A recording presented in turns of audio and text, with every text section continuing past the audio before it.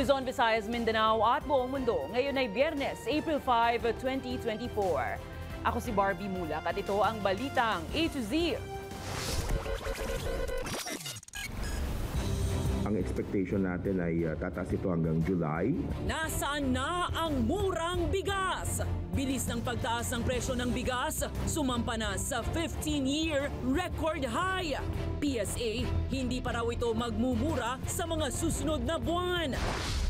Kaso ng heat exhaustion sa Marikina City, pumalo na sa 5, kabilang ang isang senior citizen na nawalan ng malay. Mga paunang lunas, alamin. Mga kalalakihan, sakop din ng mas pinalawak na PhilHealth benefits para sa breast cancer patient. At sa ating balitang showbiz, ikaw na ba ang susunod na housemate ni Kuya? Pinoy Big Brother, magbubukas ng muli. Magandang gabi, pambungad sa ating newscast. Bumilis pa sa ikalawang sunod na buwan ang naitalang headline inflation sa bansa ng 3.7%. Pangunahing nag-ambag dito ang rice inflation na sumirit sa 15-year record high.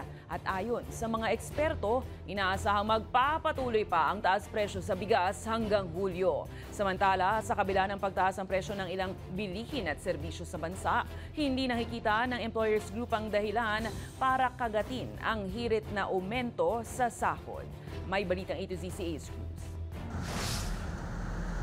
Mula 12 pesos kada order ng kanin sa karinderya ni Mang June, itinaas na niya ang kada order ng 1 cup rice sa 15 pesos. Mabigat na raw kasi sa pang-araw-araw na gastusin nila sa pagpapatakbo ng karinderya, gayon nagsitaasan na rin ang lahat ng bilihin. Kasi pag hindi namin gagawin, wala eh. Parang even lang eh. Nagre-renta kami, nagbabayad ng mga tubig, mga ganyan. Kaya nagtaas din kami ng konti lang. Conforme sa bibilhan, naglalaro sa higit 50 hanggang halos 70 pesos ang presyo ng kada kilo ng bigas. Sa datos ng Philippine Statistics Authority, sumipa na sa 24.4% ang rice inflation o yung bilis ng pagtaas ng presyo ng bigas sa bansa. Ito na ang pinakamataas sa nakalipas na 15 taon. At sa tansya ng PSA, magpapatuloy pa ang taas presyo sa bigas hanggang sa mga susunod na buwan. Ang expectation natin ay tataas ito hanggang July unless there is really some intervention na mangyayari sa market na biglang bababa yung presyo. Wala kaming nakikita sa ngayon. August siguro medyo bababa na ito ng konti. But still we will be experiencing based on some computation lang ng mga double digit pa rin. Ayon sa ahensya, isang presyo ng bigas sa mga pangunahing dahilan ng pagtaas ng headline inflation rate ng bansa sa 3.7% itong Marso mula sa 3.4% noong Pebrero. Kaya naman, ang kongresista at ekonomistang si Joel Salceda muling pinatututukan sa national government ang presyo ng bigas at pagkain. Paliwanag pa ng Philippine Chamber of Commerce and Industry, malaki rin ang epekto ng El Nino phenomenon sa presyo ng lokal na bigas. Ang konsey lang natin wala tayong local production, kulang ang local production natin. Depende pa rin sa importation.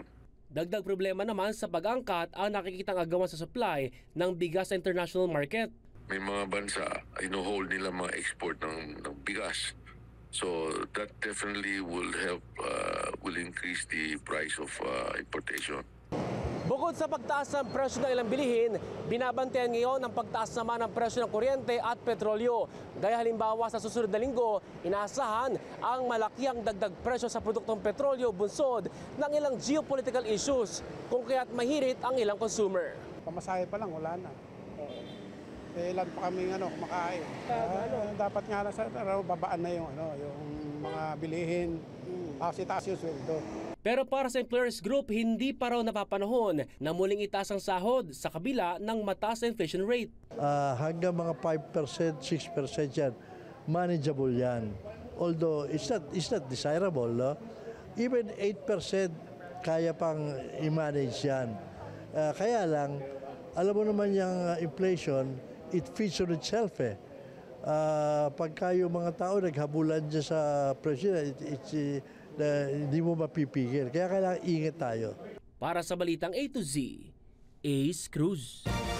Naniniwala ang Department of Agriculture na dapat isaayos ng mga mambabatas ang mga polisiya para mapigilan ang patuloy na pagtaas ng presyo ng bigas sa pamilihan. Kasunod nga yan ng naitalang 24.4% rice inflation sa bansa nitong Marso kumpara sa 23.7% noong Pebrero. Ayon sa DA, magtatakda rin ang gobyerno ng ilang mga solusyon, lalo na sa epekto ng El Nino at La Nina pagdating sa agrikultura. Dinipensahan rin ng ahensya na bumaba naman ang presyo ng ilang produkto tulad ng mais, tinapay, harina, mantika, isda, gulay at iba pa simula nang pumasok ang 2024. Kailangan din magkaroon tayo ng buffer stock that's about 50 to 60 or up to 90 days.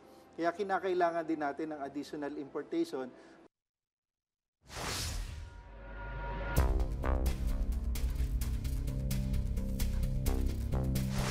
Umabot na sa 5 katao ang tinamaan ng heat exhaustion dahil sa tindi ng init ng panahon sa lungsod ng Marikina. Kabilang dito ang isang senior citizen na nawalan ng malay habang naglalakad sa tirik ng araw. Ano nga ba ang paunang lunas kapag nangyari ito at mga dapat gawin para makaiwas? Alamin sa balitang A to Z ni Kim Salinas. Patindi ng patindi ang init na nararanasan ngayon sa buong bansa, dulot yan ng patuloy na pagtaas ng antas ng heat index na inaasahan pang lalala pagsapit ng Mayo ayon sa Pag-asa. Kaya naman mga naghahanap buhay sa ilalim ng sikat ng araw, tuloy pa rin pero kanya-kanyang diskarte. Diretso tinda. Habang papadyak, iinom tubig. Ilagay ko dito. Hulihan, yun lang. Ay, sino naman tao, natatakot wala. Darating din talaga ron. Tsambahan na lang, yan. Nasa may dalang tubig. Exercise naman yan, pinagpapawisan Sa Marikina City, umabot na sa 5 ang kaso ng nahihimatay simula nang ideklara ang tag-init nitong Marso. Sa barangay Tanyong kahapon, di na rin kinaya ng isang senior citizen ang sobrang init. Nawala ng malay, nabumagsak, kasagsagan ng init, 11 a.m. And then upon arrival, yun nga, medyo iba yung vital signs niya and mainit yung kanyang balat. So, i-relate natin siya talaga with heat stroke. Agad naman binigyan ng atensyong medikal sa Amang Rodriguez Hospital ang pasyente. On the go naman sa mga ganitong insidente ang Marikina 161. Ipinakita ng rescue team ang kanilang simulation exercise bilang paghahanda sa anumang epekto ng matinding tag-init.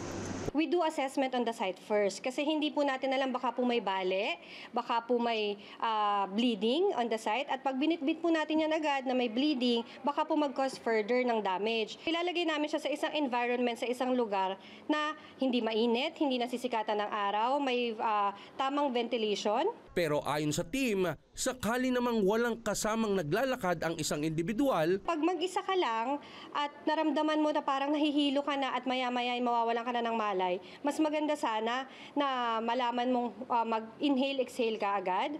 Kalmado ka lang dapat. And mas maganda sana na hindi pa man umaabot sa pagkahimatay mo is makainom ka na ng tubig. Mahalagang maobserbahan agad ang vital signs ng isang pasyente. Kasama na rito ang respiratory at heart rate. Paalala pa ng eksperto, magsuot po ng mga light-colored na mga damit, puti, para po hindi siya maka-attract ng init sa katawan. And kumain po tayo palagi ng masustansyang pagkain para po maging mas healthy yung katawan natin at hindi agad tayo mawala ng malay in case na ma-expose tayo sa araw. Tubig pa rin ang pinakamainam na solusyon para manatiling hydrated ang ating katawan ngayong tag-init. Para sa Balitang A to Z, Kim Salinas. Isinailalim ng halos 20 lokal na government units ang kanilang mga bayan sa state of calamity dahil sa matinding epekto ng El Nino na nararanasan doon. Ayon sa Task Force El Nino, matindi na ang tama ng tagtuyot, partikular sa Oriental Mindoro at ilang bayan sa Occidental Mindoro, Palawan, Romblon, Ifugao, Antique at Zamboanga City. Plano na rin ng ibang lugar na magpatupad ng state of calamity kapag patuloy na lumala pa ang sitwasyon sa mga susunod na araw. Batay sa datos ng Department of Agriculture, sumampa na sa 2.63 billion pesos ang halaga ng pinsala ng El Nino sa sektor ng agrikultura. meron po tayong naririnig na ibang lalawigan na nagmamal o nag-iisip mag-declare ng state of calamity, pero po kailangan pong pasok sa criteria. Ano yung criteria na yon? Dapat 15% ng population ay apektado, 30% ng kabuhayan ay apektado, at may structures or vital installations na dapat din apektado. Aabot sa 13 piso o 13,000 piso hanggang 60,000 piso ang halaga ng benepisyo na pwedeng matanggap ng mga PhilHealth beneficiaries sakaling kailanganing maospital ang pasyente na tinamaan ng pertussis o whooping cough. Ayon sa ahensya, covered nila ang pertussis kahit pa lumala ito sa sakit na pulmonya. Kasama rin sa benepisyo ay ang mga kaukulang gamot na kinakailangan para gumaling sa naturang sakit. Kung ma-admit po yung patient sa hospital, may coverage din po ang PhilHealth doon. If I remember it right, it's from 13 to 16,000 po.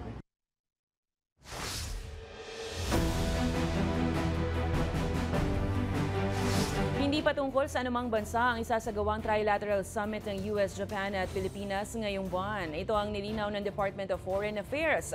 Kahit pa aminado ang ahensya na tatalakayin sa pagpupulong ang agresyon ng Beijing sa West Philippine Sea. Narito ang ating balitang A to Z.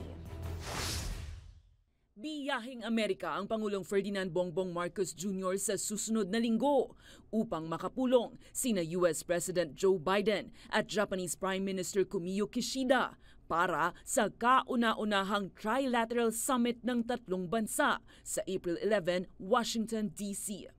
Dito inaasahang talakayin ang tumitinding tensyon sa West Philippine Sea, bunsod ng agresyon ng Beijing sa iba't ibang teritoryo sa South China Sea. The joint vision statement is still under discussion, but we can expect an alignment of views among the three countries on the recent incidents in the West Philippine Sea. Of course, we will continue to call on peace and stability. Pero paglilinaw ng Department of Foreign Affairs, hindi nakatuon ang makasaysayang summit sa anumang bansa.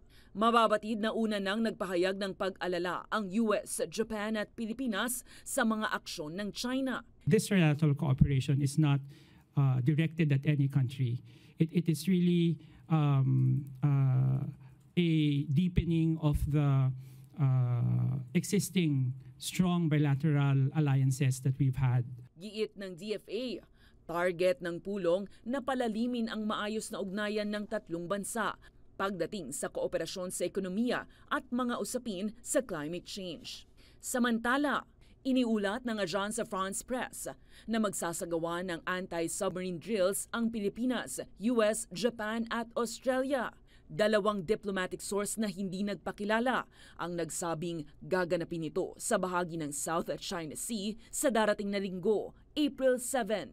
Sa ngayon, wala pang kumpirmasyon ng Department of National Defense o ibang ahensya ng national government ukol sa napaulat na military exercise.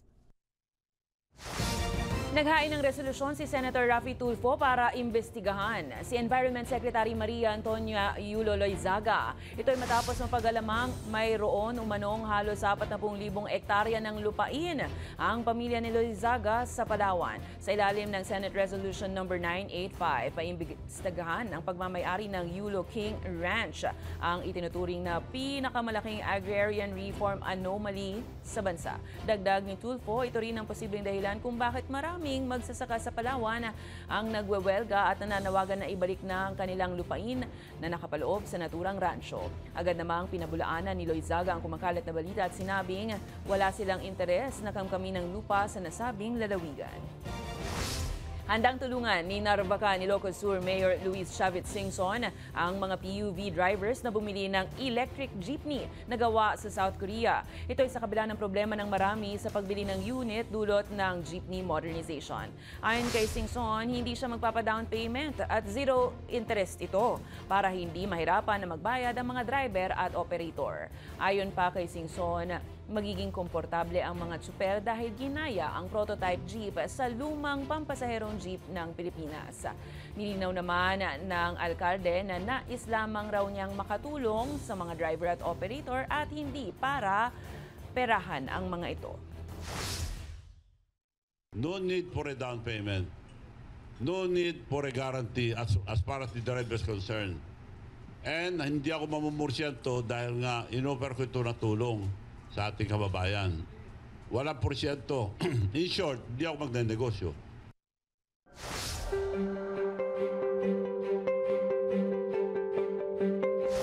Sa ating balitang A to Z Discovery, isa ka ba sa nag-aabang?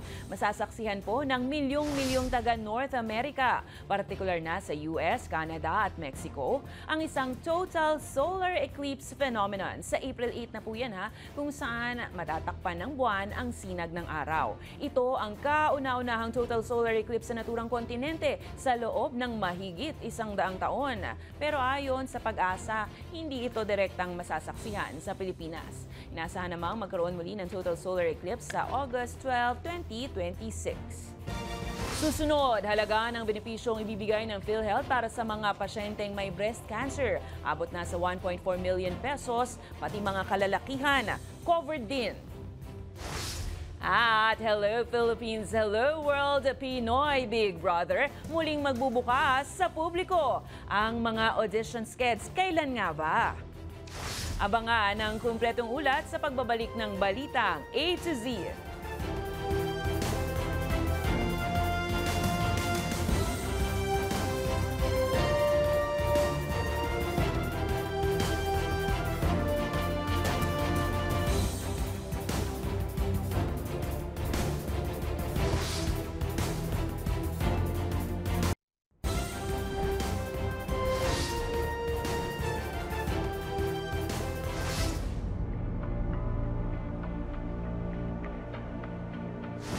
Sinalakay ng National Bureau of Investigation ang posibleng hideout ng dating Bureau of Corrections Chief Gerald Bantag. Ayon sa NBI, niraid nila ang 2 safe house ni Bantag sa Santa Rosa, Laguna at Caloocan.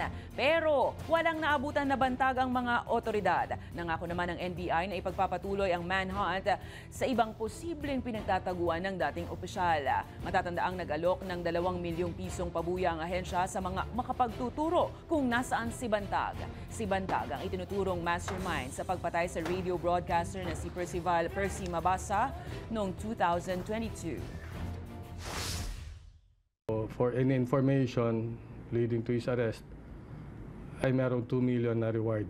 At sana yung publiko ay makipagtulungan na sa mga otoridad para maaresto na siya at harapin na niya yung mga kaso niya.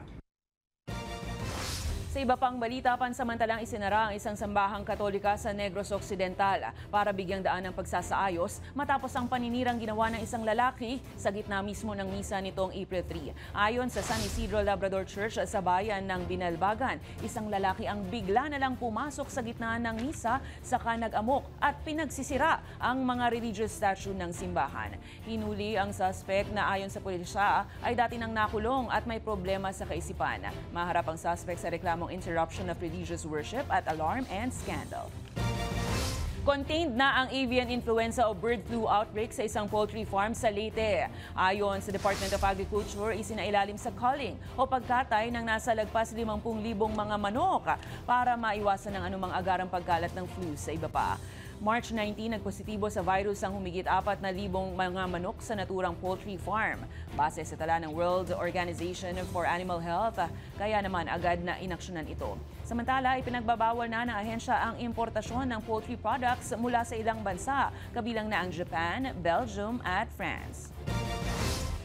Lumobo na sa 1.4 million pesos ang benepisyong ibibigay ng PhilHealth para sa mga breast cancer patient. Katumbas yan ng 1,400% na paglobo kumpara sa 100,000 piso lang na benepisyo noon. Paliwanag pa ng ahensya, maging ang mga kalalakihan ay covered din ng dagdag na benepisyo. Ang balitang A to Z mula kay Ian Maghanoy. Kung dati ay 100,000 pesos lang ang benepisyong natatanggap ng mga breast cancer patients mula PhilHealth, ngayon ay mas pinalawak na ito sa 1.4 million pesos. Kanina, inulunsad ng State Insurance ang Memorandum Circular para sa dagdag benepisyo na epektibo na mula March 30, 2024. Ayon sa PhilHealth, bukas ang programa hindi lamang sa babaeng pasyente ng breast cancer kundi maging sa mga kalalakihan na posible ring tamaan ng sakit. Covered rin pati lalaki. So for both po. Kung hindi pa ho naka-register, magre-register lang po yung patient. They can there's what we call immediate eligibility naman po. So they can avail naman. Sa patient, it is not taxable to patient, but it is directly paid by PhilHealth to the health facility or yung contracted health facility. Dati po kasi bago ka makapasok sa benefit package, yung mammo and ultrasound, mammogram and ultrasound, minsan sagot ng patient. Pero ngayon po, sagot ng PhilHealth. Especially sa mga pasyente natin na yung malalaki na yung bukol. Kasama na sa naturang benepisyo ay ang bayad sa hospital room at board fee, bayad sa gamot, laboratory exams, operating room at professional fee. Sakop rin maging ang surgery, chemotherapy at diagnostics hanggang sa stage 3 breast cancer. Nasa 21 contracted hospitals naman sa buong Pilipinas ang pwedeng makapagserbisyo ng naturang benefits. Kabilang ang East Avenue Medical Center at Philippine General Hospital sa Maynila. Mababa dati yung package, 100,000 pesos only, and it's not an attractive amount, especially for private hospitals. But with 1.4 million, I think the amount itself will attract more hospitals, especially including private hospitals. Ayon sa Philippine Institute for Development Studies, nasa 27,000 na breast cancer patients ang naitala sa bansa kada taon. Isa sa bawat 3 rito o 9,000 pasyente naman ang namatay dahil sa naturang sakit. Samantala, target bigyan ng mataas na benepisyo ay ang gamutan para sa cervical cancer, chemotherapy para sa baga at bato, ovary at prostate cancer. Una nang sinabi ng ahensya na ang naturang 30% na pagtaas ng benepisyo nito ay bunsod ng inflation adjustment. Para sa Balitang A to Z, Ian Maghanoy.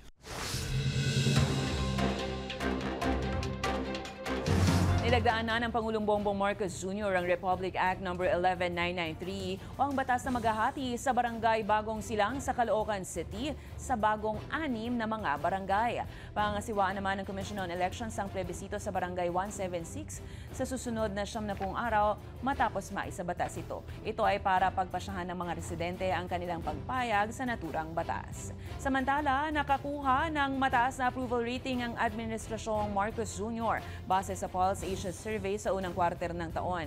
Dahil na rin yan sa aksyon umano ng gobyerno para maprotektahan ang kapakanan ng mga OFW. Lumabas sa survey na 68% ang kontento sa pagtugon ng pamahalaan sa mga Pilipino abroad.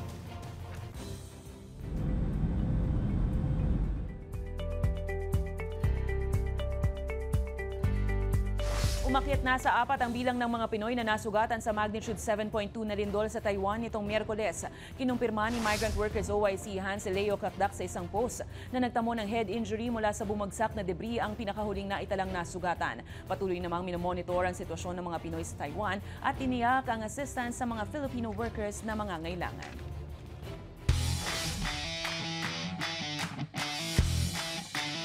Sa Balitang Sports, nananatili ang paghanga at respeto ni Philippine Olympic Committee President Bambol Tolentino kay Tokyo Olympics gold medalist Heidelin Diaz. Ito'y kahit bigong masungkit ni Diaz ang tiket patungong Paris Olympics sa nagdaang International Weightlifting Tournament sa Thailand. Sa isang post, sinabi ni Tolentino na nananatiling kampyon si Diaz at kailanman ay hindi matatawaran ang tagumpay na dinala nito sa Pilipinas bilang kauna-unahang Pinoy na nakakuha ng ginto sa Olympics. Ani Tolentino, you're the queen.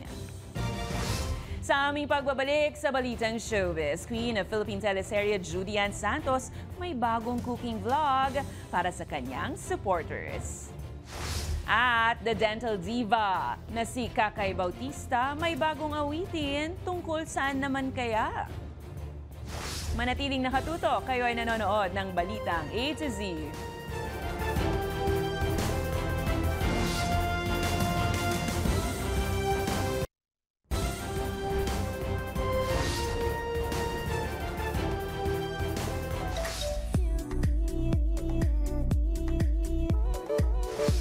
Muling magbubukas ang pinakasikat na reality show sa bansa, ang Pinoy Big Brother, kaya audition skets abangan na.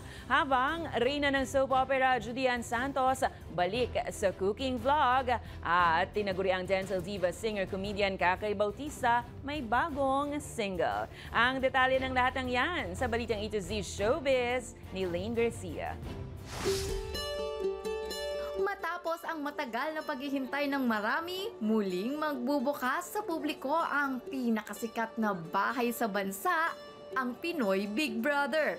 Magkakaroon ng audition sa Luzon, Visayas, Mindanao at Metro Manila sa April 27 at 28 para muling kumalap ng mga makakasama sa reality show. Magbubukas naman ang bahay ni Kuya sa June.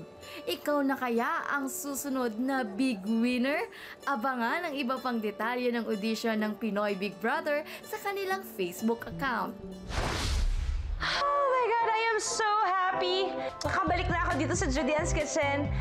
Balik naman sa cooking vlog ang reyna ng Philippine teleserye na si Judy Ann Santos matapos ang 3 taon. Sa kanyang vlog na Judy Ann's Kitchen, ipinasilip ng aktres ang ilang behind the scene kung paano binuo ang kanyang newest vlog. Ay! Nabaksak!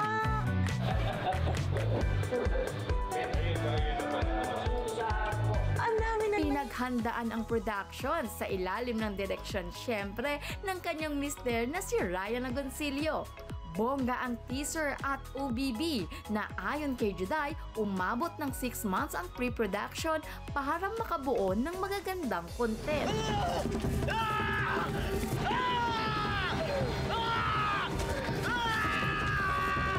Sa first episode ng kanyang cooking vlog, ibinahagi ng celebrity mom ang nakakatakam na recipe na sea urchins, ang uni pasta and toast.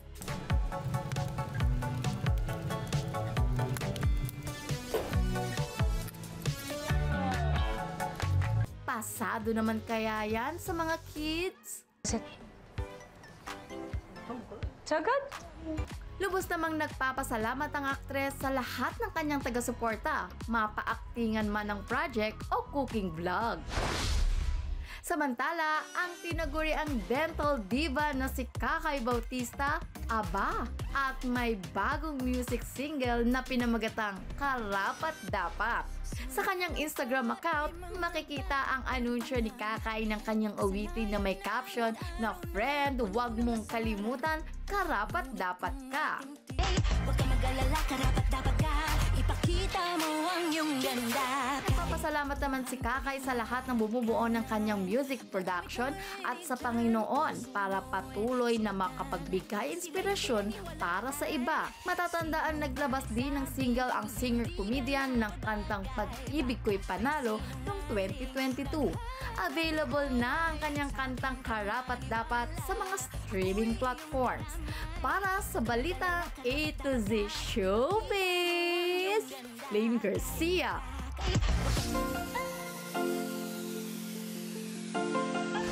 Para naman sa ating balitang nakaka-good vibes, tunay ngang kanya-kanya ang diskarte ng mga kalalakihan kung may nililigawan o sinusuyo na minamahal. Pero paano kung kasing lambing ng kambing ang susuyo sa'yo? Ang nakakakilig na eksena, panoorin.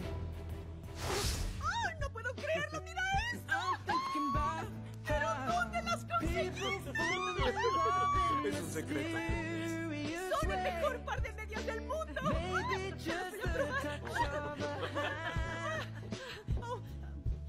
No sabes cuánto me encanta. En serio, gracias. Ang cute ng kambing. Kung kayo ay may kwentong kakaiba, mga kwento ng pag-ibig o storya na inspirasyon at pag-asa, maaari nyo itong ibahagi. Sumali sa ating Facebook group na Balitang A to Z, panoorin ang replay na ating programa at sundan ang ating social media page at hanapin ang Balitang A to Z. Ang ating pabaong quote of the night ay mula sa ekonomista at historian na si Ludwig von Mises. Ayon sa kanya, ang patuloy na pagtaas ng presyo ng mga bilihin ay magdudulot ng sakuna. At yan ang mga balita at impormasyon, mga kwentong may dalang inspirasyon na tinutukan ng Balitang A to Z. Ako si Barbie Mulak. Maging maalam, makialam. Magandang gabi sa iyo, Pilipinas. Happy weekend!